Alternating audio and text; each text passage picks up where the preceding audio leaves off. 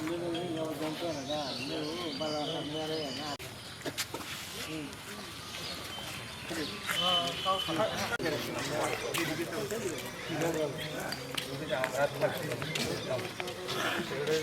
আমরা তীব্রমথার তরফ থেকে এখানে থানার দ্বারস্থ হয়েছি বাইকুড়া পিএসএ।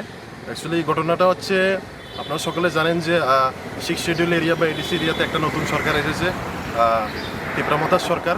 এবং আপনারা জানেন যে ইদানিংকালে রাজ্য সরকার ব্লকের মাধ্যমে হোক বা ভিডিওর মাধ্যমে হোক আমাদের কাজগুলিকে মানে এডিসি এলাকায় কাজগুলিকে মানে স্তব্ধ করার জন্য একটা পরিকল্পনা নিয়েছে। এবং তাছাড়া ওরা যেহেতু জানে যে একটা নতুন সরকার, একটা নতুন গভর্নমেন্ট এসেছে, কীভাবে ওদের ওদের উন্নয়নমূলক কাজগুলি কীভাবে তারা আটকাবে সেই প্রচেষ্টা চালাছে। তদ্রুপ আজকেও সেই ঘটনা হয়েছে। কলসি ভিসির আন্ডারে আজকে প্রথম দিন আজকে রেগার কাজ শুরু হয়েছিল সকাল থেকে। সেখানে চেয়ারম্যান উপস্থিত ছিল, ভাইস চেয়ারম্যান, আমাদের যারা পঞ্চায়েত সেক্রেটারি থেকে শুরু করে সেই জিআরএসরা। তারপর হঠাৎ করে ভালো একটা গতিতেই কাজ শুরু হয়েছিল, কিন্তু হঠাৎ করে জুলাইবাড়ি আরডি ব্লকের বিএসসি চেয়ারম্যান অশোক কুমার মক, তাছাড়া অঙ্কিজাই মক, রাফরুসাই মক নামে 3 জন এসেছে এবং আমাদের লোকেদেরকে মানে কাজ করার যে রেগার কাজ চলছিল সেটাতে বাধা দান করেছে। এবং তারা বলেছে যে কোনো প্রকারে তীব্রমথা দ্বারা পঞ্চায়েতে বা ভিসিতে কোনো কাজ হবে না। তারপর সেখানে যে জনতা আছে, যে রেগার কাজ করছে, যারা শ্রমিকরা আছে, তারা মানে ক্ষিপ্ত হয়ে একটু মানে দস্তাদস্তি হয়েছিল। কিন্তু তারপরে দেখা গেছে কি আমাদের বিএসসি চেয়ারম্যান, জুলাইবাড়ি আরডি ব্লকের BSC chairman respected Ashok Kumar মক, উনি এসে থানায় একটা এফআইআর করেছেন। উনি একটা মিথ্যা গল্প সাজিয়ে মিডিয়াদেরকে বুঝাচ্ছেন যে ওনাকে সেই ঘটনাস্থলে যাওয়ায় লোকেরা আক্রমণ করেছে এবং ওদেরকে মানে হেনস্থা করেছে। কিন্তু ঘটনাটা পুরোপুরি মিথ্যে এবং আমরা তীব্রমথার তরফ থেকে পুরোপুরি এই ঘটনাকে মানে ধিক্কার জানাই।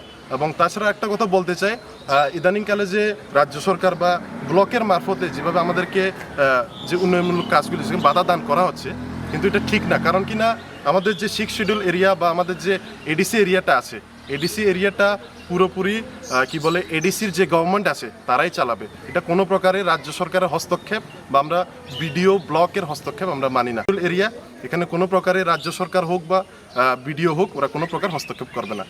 ভারতবর্ষে আমরা জানি যে 10টা এডিসি আছে, আমাদের ভারতবর্ষে টোটাল 10টা এডিসি আছে। আমরা ত্রিপুরায় এরকম একটা এডিসি যেখানে আজও এখনোই সেই 25-30 বছর সিপিএম শাসন থেকে আমরা দেখেছি যে সেই মানে কি বলবো, যে এডিসির যে উন্নয়নের যে টাকা, যেই ফান্ড আছে, সেটাকে জোনাল সাবজোনালের মাধ্যমে না চালিয়ে ওরা কিভাবে করে এটাকে আত্মসাৎ করতে পারে সেই প্ল্যানিংয়ের জন্য ওরা এডিসি এলাকায় সেই ব্লকের মাধ্যমে ওরা ফান্ডটাকে ইউজ করে। সেই জন্য আমি বলবো যে এখনও সেই তদ্রুপ ওরা সেই প্ল্যানিং করছে। এবং আমরা জানি যে একটা নতুন গভর্নমেন্ট এসেছে এবং সেই গভর্নমেন্টের অলরেডি টিটিএডিসি থেকে আমাদের একটা নোটিফিকেশন এসেছে, আমাদের একটা অ্যাডহক কমিটি এসেছে প্রত্যেকটা ভিসিতে, ভিলেজ কাউন্সিলে। কিন্তু আমাদের এই ভিলেজ কাউন্সিলে এই কমিটি আসার পরে ওরা জানে যে আমরা উন্নয়নমূলক কাজ করব, যতদিন পর্যন্ত ইলেকশন না হয় আমরা উন্নয়নমূলক কাজ করব। এবং ওরা জানে যে আগের যে কালচার ছিল যে এডিসি এলাকার কাজগুলিকে জোনাল সাবজোনাল কন্ট্রোল করবে না, কি বলে ব্লকে কন্ট্রোল করবে। কিন্তু ব্লক কন্ট্রোল করার কোনো মানে কি বলবো কোনো ইয়েই নেই। এলাকায় তো কি বলে ব্লকের দ্বারা না, তো এডিসি এলাকায় প্রত্যেকটা জোনাল সাব জোনালের আন্ডারে কাজ হবে। আর 6 শিডিউলের আইনগুলিকে আমি পড়ার জন্য অনুরোধ করব আমাদের অনারেবল কি বলে বিএসসি চেয়ারম্যানকে, অশোক বাবুকে। কারণ কিনা 6 শিডিউলের আইনে পুরোপুরি লেখা আছে যে 6 শিডিউলের যে এলাকা আছে, এডিসি আছে, এটা পুরোপুরি টিটিএডিসি গভর্নমেন্টে চালাবে। কিন্তু তারপরে উনি এডিসির কাজে, টিটিএডিসির কাজে বাধা দান করছেন।